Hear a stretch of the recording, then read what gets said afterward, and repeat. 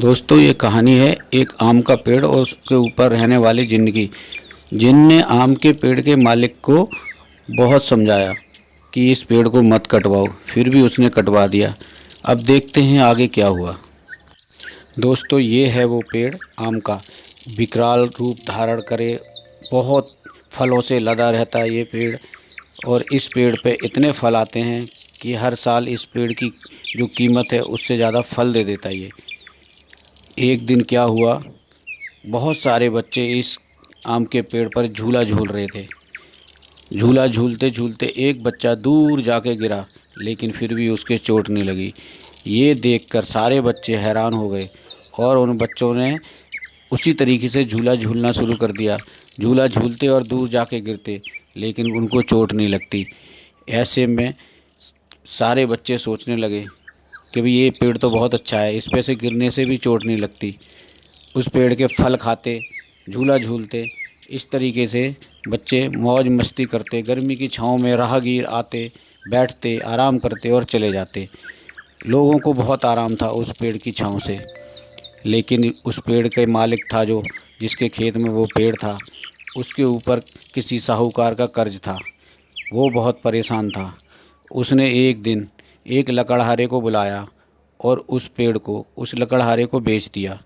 उस लकड़हारे ने उसको पैसे दे दिए और उस लकड़हारे ने कहा, इस पेड़ को मैं 3 दिन के बाद काटूँगा।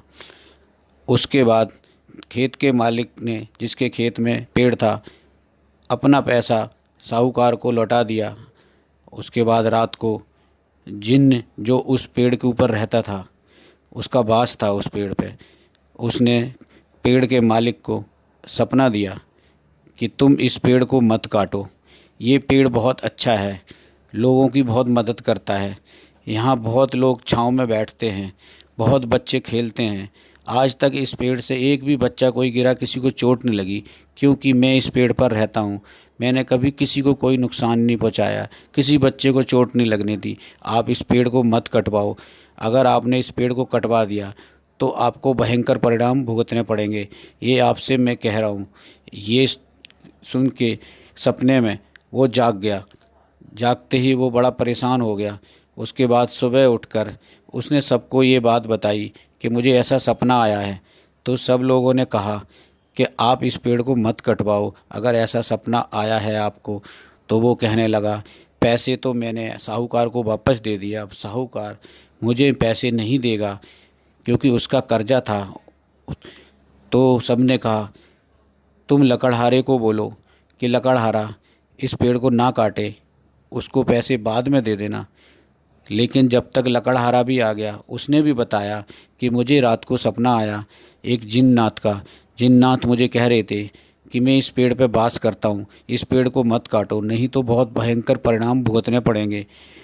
तो अगर आप मुझे पैसे दे दो तो मैं इस पेड़ को ना काटूँ। तो उस किसान ने कहा, पैसे तो मैंने आगे दे दिए हैं साहूकार को, जिससे मैंने उधार लिए थे, अब मेरे पास पैसे नहीं हैं।